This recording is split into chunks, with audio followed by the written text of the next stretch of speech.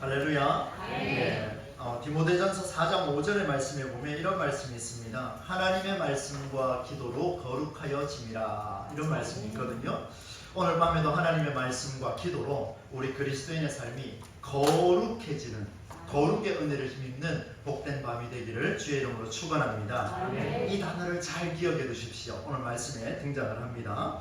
지난주에 예루살렘에 도착한 느헤미야가 3일 동안 쉬었습니다. 그런데 이 3일 동안 쉬었는데 그냥 쉰 게 아니라고 말씀을 드렸었죠. 충분히 준비를 하고 어느 곳을 이제 순서대로 이 성벽을 건축할 것인가 재건축을 할 것인가 고민을 하면서 3일을 보냈는데 거기 있는 사람들과 대화를 했습니까? 안 했습니까? 안 했죠. 그죠? 침묵하면서 무엇이 하나님의 뜻일까 고민하며 기다렸던 그 느헤미야 모습이 나타났습니다. 그리고 난 뒤에 꿈을 향해 이제 도전을 하는데 과거의 일을 가지고 책임을 묻지 않았습니다. 느헤미야가 참 독특하지 않습니까?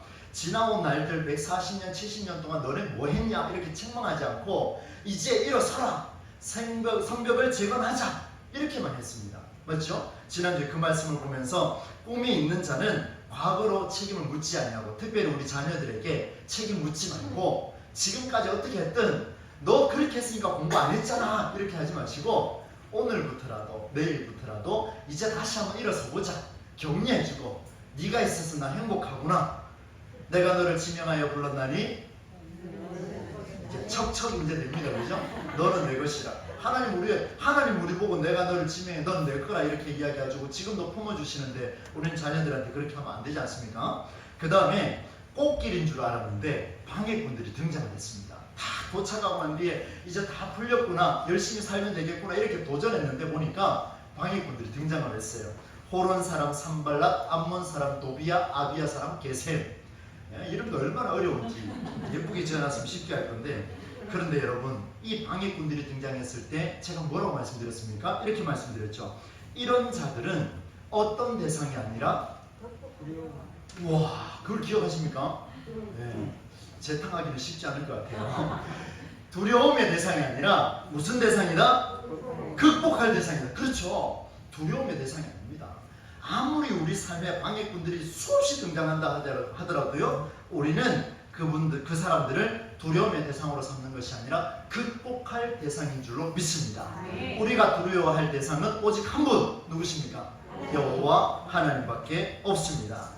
지난주까지 이렇게 말씀을 나누고요, 이제 드디어 성벽을 중수하기 시작합니다. 다시 세워가기 시작하는데 오늘 3장 말씀이 이렇게 시작합니다. 앞부분에 세 글자 한번 읽어봅시다. 시작. 그때. 네, 그게 답니다. 그때에. 이 말만 특별하고 나머지는 전부 다 막 같은 패턴이에요. 막 누가 뭐 했고 누가 뭐 했고 누가 뭐 했고. 사실 우리는 읽으면서 나는 별로 관심 없는데 왜 자꾸 이걸 할까? 성경 통독하면은 여러분 이 부분은 읽기가 쉽지 않죠, 그죠? 마태복음에 나오는 낳고 나오는 것하고 거의 비슷한 유사한 부분이라고 생각을 합니다. 어떻든 여러분, 그때에, 이때가 언제입니까? 그때에 방해꾼들이 등장했을 때 내가 두려워할 것이 아니라 나는 극복할 것이다. 상황 파악을 다 하고 방해꾼들의 괴롭힘에도 불구하고 두 길을 막아버리고 이제 꿈을 향해서 실전으로 전진하고 있는 그 출발점이 뭐냐면, 따라서 합시다. 그때입니다. 바로 그때에 드디어 대공사가 시작이 됐습니다. 그런데 여러분 보세요.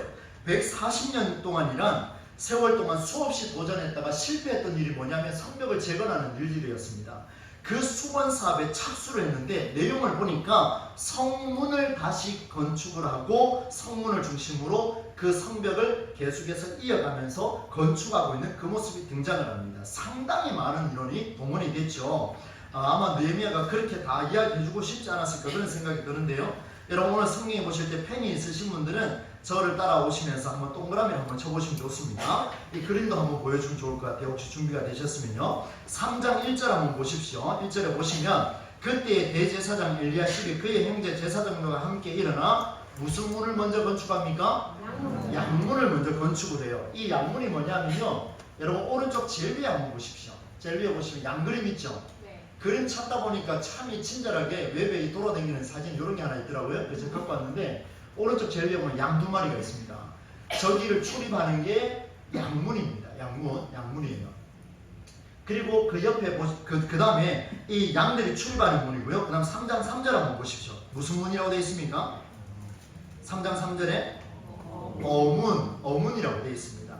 생선을 판매하는 상인들이 왔다 갔다 한다. 여러분 금방 알아보겠죠? 그림 하나 보면 눈에 확 들어오지 않습니까? 네, 생선이 있죠, 그죠? 어디 있습니까? 하여튼 거기 있습니다. 그 다음에 옆에 보면은 3장 6절에 보면은 옛문이라고 되어 있습니다. 그죠? 옛문, 오래된 문이다. 그런 의미를 담고 있답니다. 그 다음 3장 13절에 넘어가면 왼쪽으로 쭉 내려오시면은 하나 문이 또 있어요. 무슨 문입니까? 네 글자. 골짜기 문이라고 해서 3장 13절에 보면 옆에 적혀 있습니다. 하도 쉽게 전하려고 하면 이분이 이렇게 해놓은 것 같은데, 허리를 숙이지 않으면 지나갈 수 없는 문지방이 낮은 문, 이렇게 되어 있습니다. 아마 우리 서집사님 아들 지한이가 오면 절대로 못 들어갈 그런 동네가 아닐까, 제가 그런 생각을 해보는데 못 들어가요. 너무 높아가지고, 너무 낮아가지고, 예, 반대로 되어버렸습니다. 그 다음에 뭐냐면 3장 14절에 보면 분문이라고 되어 있어요. 뭐 리얼하게 그림을 쫙 그려놨더라고요. 보니까 쏙 들어오죠, 그죠? 분문이 뭡니까? 예, 한 글자로 바로 이야기하시네. 뭘 치우는 문이라고요? 예, 아무튼 그렇습니다. 예, 강대상 경호를 하기엔 참, 예, 덩 게이트입니다. 덩 게이트 적혀 있죠. 예, 양문하고 완전 반대쪽에 있습니다. 뭔가 의미심장합니다. 그죠? 배설물은 가장 아래쪽에, 그 다음 양들은 제일 위쪽에, 이렇게 표시해놨어요. 조금 더 말씀드릴게요. 그 다음에 오른쪽으로 조금 돌면은 무슨 문이 있습니까? 3장 15절에 보면 샘문이 있습니다. 여기 보면 샘이 있는 그 곳을 출입하는 문이에요. 그래서 여기에서 식수를 공급받고 그 바로 위에 3장 26절에 보면은 무슨 문이냐면 수문이 있습니다. 역시 물을 있는 곳을 출입하는 문이었어요. 그리고 난 뒤에 오른쪽으로 조금 더 올라가니까 동물 두 마리가 있습니다. 무슨 문입니까? 마문이에요. 말들이 왔다 갔다 하는, 말들이 출입할 수 있는 문. 참 특이하지 않습니까? 우리는 한 문이면 그냥 다 들어갔다 나갔다 하면 되는데 왜 이렇게 구분해 놨을까? 한번 고민해 볼 수 있는 대목입니다. 그 다음 오른쪽 조금만 더 올라가니까 3장 29절에 동쪽 문을 가리켜서 무슨 문이라고 되어 있습니까? 동문, 이렇게 해놨습니다. 하여튼 그런 문이 있습니다. 네, 나중에 기회가 되면 좀 더 깊게 설명할게요. 제가 아까 읽다가 조금 버벅거렸는데 함밑갓문 이렇게 되어 있습니다. 굉장히 어려운 용어인데 3장 31절 보니까 여기는 누가 출입을 하냐면, 저기 보니까 창을 들고 있는 사람 서 있죠, 그죠? 죄인들이 들어가는 곳입니다. 무슨 어디입니까? 죄인들이 가는 곳? 감옥입니다. 감옥에 들어가는 문이 함밑갓문입니다. 그러면 거기서 끝나고 어느 문으로 또 올라갑니까? 양문으로 올라갑니다. 10개의 문을 지금 소개해 드렸습니다. 10개의 문. 여러분 어떻습니까? 이런 거 처음 보시죠? 앞으로 볼 일이 좀 있을 것 같습니다. 여러분 10개의 성전 문과 성벽에 문짝을 달고요. 계속 놔두셔도 상관없는데 제 얘기 들으시면 한번 보십시오. 양문을 시작을 해서 문을 만들고 성벽을 쌓아가며 감옥을 출입하는 돌아가지고 함밑관문까지 만들어서 대공사를 진행을 했어요. 오늘 말씀의 내용은 구체적인 작업에 착수할 경우에, 이런 공사를 착수할 경우에 생각해야 할 두 가지를 알려주고 있습니다. 두 가지를 알려줍니다. 먼저 첫 번째는요, 여러분 성문을 건축을 하는데 성경에 보니까 어느 문을 제일 먼저 지었다고 되어 있습니까? 양문입니다. 왜 먼저 지었을까요? 중요하니까. 우리 시험 치면 제일 쉬운 거 먼저 하라고 그런 이야기 하지 않습니까? 제일 쉬운 것이 있을까요? 그렇죠, 여러분. 누구 말인지는 지금 못 들었습니다. 제가 얼굴을 봤는데 제사를 지내려고 하는 제물이 들락날락하는 곳입니다. 그러니까 1절을 한번 보세요. 3장 1절 한번 보십시오. 뭐라고 되어 있습니까? 그의 대제사장 엘리야십과 그의 형제 제사장들과 함께 일어나 무엇을 건축하여? 양문을 건축하여, 이렇게 되어 있습니다. 얼마나 귀한 문이면 대제사장 엘리야십과 그의 형제 제사장들이 함께, 다른 사람 손 못 댑니다. 그들만 양문을 건축을 할 수가 있었습니다. 양문을 출입하고 만들었는데 보니까 중간에 두 단어가 똑같은 게 나옵니다. 1절에 보니까 단어가 똑같은 게 나와요. 뭡니까? 빨리 눈치채고 말해 보십시오. 알려드리겠습니다. 따라서 합시다. 성별하고 거룩하게 구별했다는 겁니다. 거룩하게 구별했다. 그러니까 얼마나 중요한가. 하나님 앞에 제사 드리는 그 제물이 출입하는 그곳은 다른 어떤 것도 들어갈 수가 없다. 가장 우선적인 거예요. 그래서 보니까 양문 앞에 성전이 제일 가까이 저렇게 위치해 있습니다. 아마 그림은 그렇게 그려진 것 같아요. 여러분, 이제 저를 좀 집중하셔도 괜찮을 것 같습니다. 양문을 먼저 만든 이유가 뭘까? 하나님 앞에 바치는 제물이 그만큼 중요하기 때문에 그렇게 해서 그것을 만들었다라고 말하고, 이 양이라는 것은요, 속건제와 속죄제, 어려운 용어는 다 내려놓고요, 쉽게 이야기하면 이렇습니다. 따라서 합시다. 내 죄를 고백하고자 피 흘리기 위해 출입하는 문이다. 하나님과 나와 1대1 만남을 이루어가는 곳이 어디냐면 양문을 출입하는 거예요. 얼마나 귀한 곳입니까? 내 삶의, 이스라엘 전체에, 예루살렘의 삶의 전체에 있어서 가장 첫 번째로 하는 게 뭐냐면 양문에 희생 제사를 드리기 위한 그 문을 지었다는 것에 가장 우리의 초점을 둘 수가 있습니다. 양문을 건축하는 일, 이것을 다른 말로 이야기하면 오늘 저는 이렇게 적었습니다. 한번 따라서 할까요? 내 삶의 모든 일에 한 번 더 하겠습니다. 모든 일의 시작에 주께서 가장 기뻐하시는 일을 세우는 것이다. 합니다. 여러분 잘 한번 들어보십시오. 느헤미야는 꿈과 비전을 제시를 했고, 그 꿈과 비전을 구체적으로 신중하게 준비해서 실제적인 현장에 딱 들어갔습니다. 그냥 호황된 꿈이 아니었어요. 그 자리에 딱 들어가고 난 뒤에 가장 먼저 무엇을 해야 될까 실행에 옮기는데, 양문을 건축한 것은 바로 그곳에서 내가 가장 먼저 세워야 할 것을 만들었다는 거예요. 제가 우리 교회에 와서 가장 먼저 세워야 될 게 무엇인가 계속해서 기도하고 제가 선별 작업을 지금 하고 있습니다.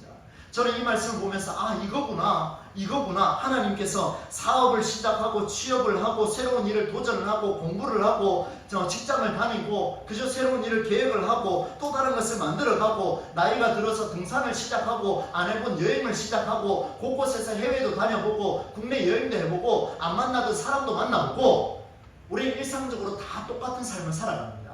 형태만 다르지 동일한 패턴으로 살아갑니다. 그러면 예수 믿는 사람이 달라야 할 것이 뭐냐면, 그 만남 속에, 그 여행 속에, 그 광찰 속에, 그곳에서 내가 가장 먼저 양문을 세워야 되는데, 그 양문이 무엇일까? 이걸 한번 고민하셔야 된다는 거예요. 여러분, 저는 목회를 하면서 저와 같은 담임 목사들이 엄청 많지 않습니까? 다 똑같이 양문을 건축하려고 애를 텐데, 오늘 동부제일교회를 사랑하셔서 저를 보내셔서 가장 먼저 세워야 할 양문이 무엇일까? 오늘 저는 제에게 기도 제목이에요.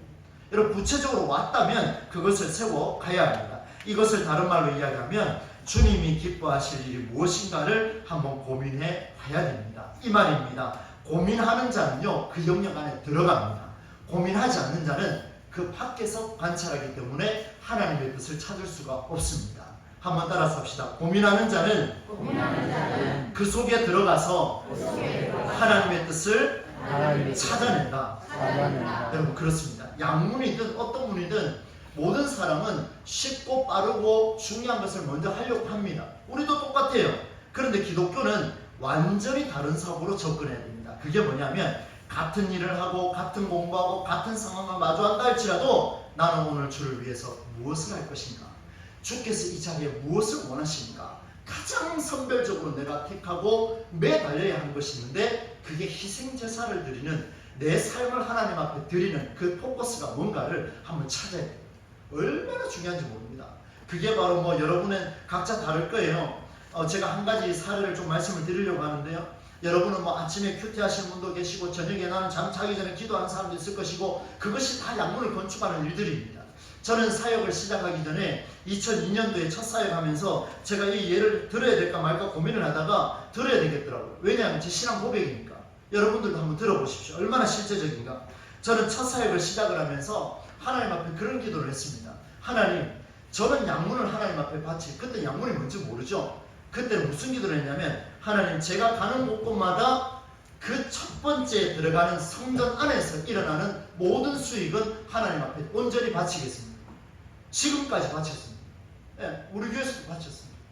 왜 이 말씀을 드리냐면요, 내 삶에 있어서 가장 첫 번째, 여러분 수익을 바치라고 저는 그 얘기하는 거 아닌 거 아시죠? 그죠? 그거 아닙니다. 그게 아니고, 여러분 삶에 있어서 내가 하나님이 기뻐하시는 가장 첫 번째가 무엇일까? 그게 새벽 기도면 새벽 기도, 금요 기도면 금요 기도, 그게 주일 낮 예배면 낮 예배, 기도하는 자리면 기도하고, 가장 첫 번째로 할 수 있는 것을 하나님 앞에 드릴 수 있는 이것이 출발이 돼야 그 다음부터 뭐가 이루어집니까? 성벽이 재건되기 시작하는 거예요.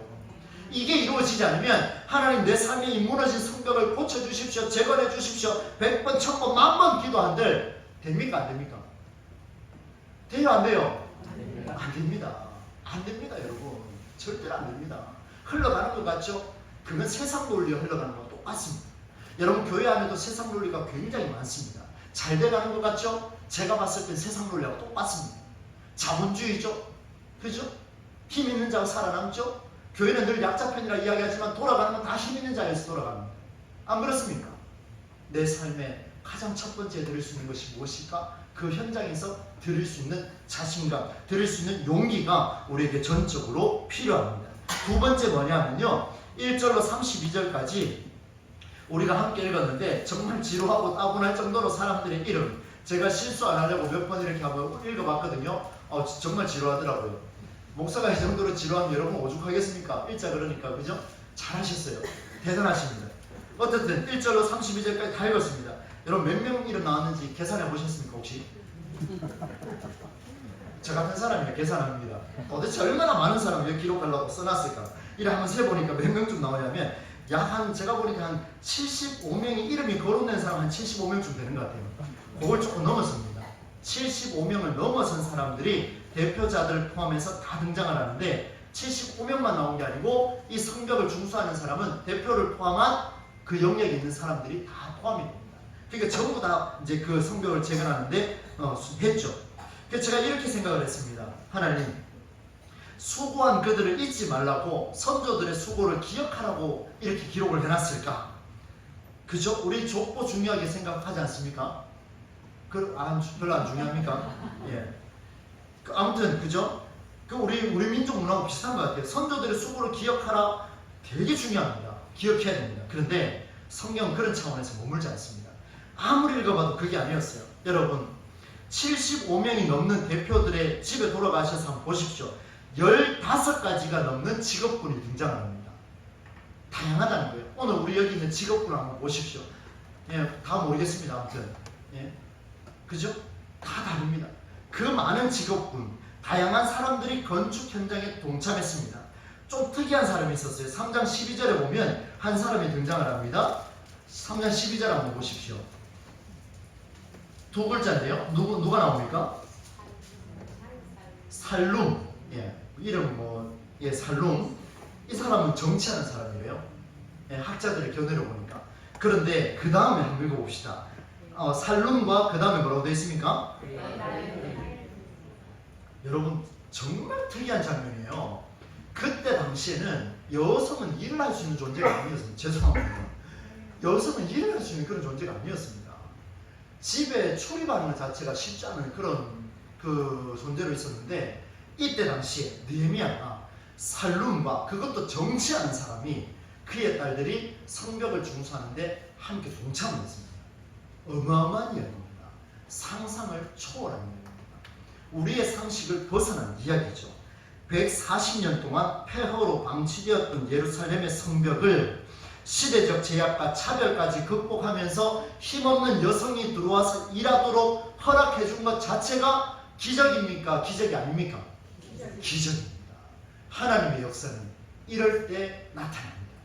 제가 수도 없이 앞으로도 강조할 거예요. 우리 어르신들 좀 일어서라고 용기를 내시고 자신감을 가지시고 허리 아프다고 말하기 전에 지팡이 한번 짚고 더 기도하러 나오고, 맞잖아요. 네, 저는 짚고 나올 겁니다. 나중 70도 넘어가고. 네, 한번 그때까지 살아계셔서 한번 지켜보십시오. 그렇게 하셔야 안 되겠습니까? 그런 노력을 하고 그런 힘을 갖고 함께 동참을 해야 돼요. 딸들이 나왔다니까요. 딸들이 그때 당시에요. 말도 안 되는데요. 딸들이 나와서 성벽을 재건하는 데 동참을 했습니다. 하나님의 역사는 이때 이루어집니다. 여러분, 이렇게 수고한 그 수고가 140년 동안 폐허로 됐던 그 땅을 하나님께서 고쳐주시고 재건해 주는데 며칠 만에 재건해 준지 아십니까? 안 가르쳐 드렸으니까 모르죠. 6장 15절을 한번 보십시오. 빨리 한번 찾아봅시다. 나중에 할 건데요. 엄청납니다, 여러분. 6장 15절 같이 읽어보겠습니다. 시작. 성경 역사가 52일 만이 엘룰월 25일에 끝나네. 뒤에 뭐 요일은 다 빼고요. 며칠 만이에요? 여러분, 여성이 나와서 또 이 망치질했는데 52일 만에 됐다고요? 말이 됩니까? 안 되잖아요. 그런데 하나님의 역사는 오늘 이 자리에 힘없이 기도하는 자들을 통해서도 역사는 어떻게 된다고요? 이루어진다. 할렐루야. 놀랍습니다. 그래서 저는 이 자리에 기도하는 자리가 너무나 귀합니다. 교육부 부장들도 기도하고 교사들도 기도하고 우리 전도사님들 목사님들도 기도하고 이게 얼마나 귀한 일입니까? 여러분, 예루살렘 성벽을 건축하는 일은요 하나님의 역사에 참여하는 일입니다. 이 일에는요 누구도 소외되어서는 안 됩니다. 여러분, 누구도 소외되면 안 돼요. 스스로 소외시켜도 안 돼요. 나는 괜찮겠지. 빠지지 마십시오. 제가 앞으로 계속 추적할 겁니다. 빠지면 안 돼요. 소외해서도 안 되고 소외당해서도 안 되고 스스로 소외시켜도 안 됩니다. 여러분 보세요. 양문을 건축하고 어문, 이제 말씀 마무리하겠습니다. 옛문을 건축하고 다 건축을 했어요. 어느 문을 건축한 게 가장 거룩한 문을 건축한 일입니까? 예? 여러분, 제가 설교 처음부터 다시 해야 될 것 같은 느낌이 살짝 들었습니다. 아직도 눈치 못 챘습니까? 어느 문이 제일 중요합니까? 확실합니까? 다시 한번 묻겠습니다. 어느 문이 중요합니까? 한 번 더 묻겠습니다. 어느 문이 중요합니까? 우리 박권사님이 그냥 아니 뭐 모르겠습니다. 예. 한 번만 더 묻겠습니다. 마지막. 어느 문이 중요합니까? 다 중요해요.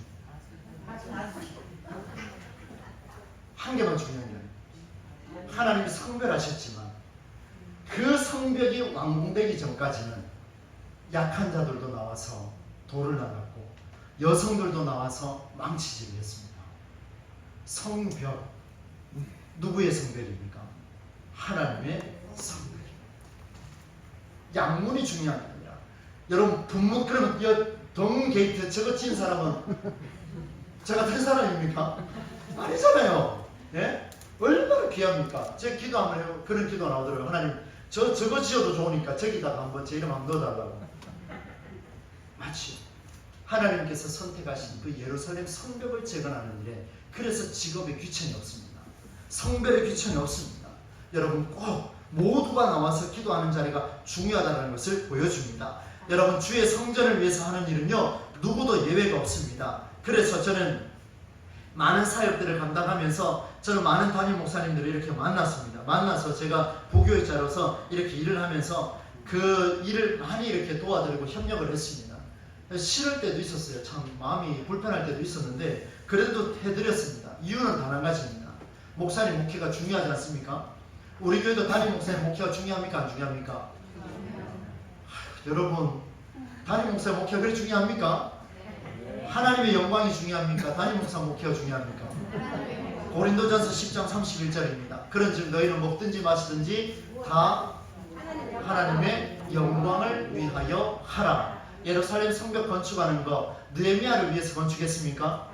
그 중에 대표자들을 위해서 건축했습니까? 그 중에 나올 목사를 위해서 건축했습니까? 아니요. 누구를 위해서? 주의 영광을 위해서 재건된 줄로 믿습니다. 사람을 위해 건축하고 목사를 위해 건축했다면 52일 어림도 없어요. 140년보다 더 길어질 수도 있어요.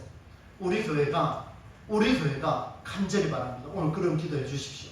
하나님의 영광을 위해서 목사도 힘쓰고 하나님의 영광을 위해서 우리 장로님들도 권사님들도 우리 모두가 하나님의 영광을 위해서 힘쓰면 우리 교회를 통하여 대구 도성에 무너져가는 성벽이 재건이 될 줄로 믿습니다.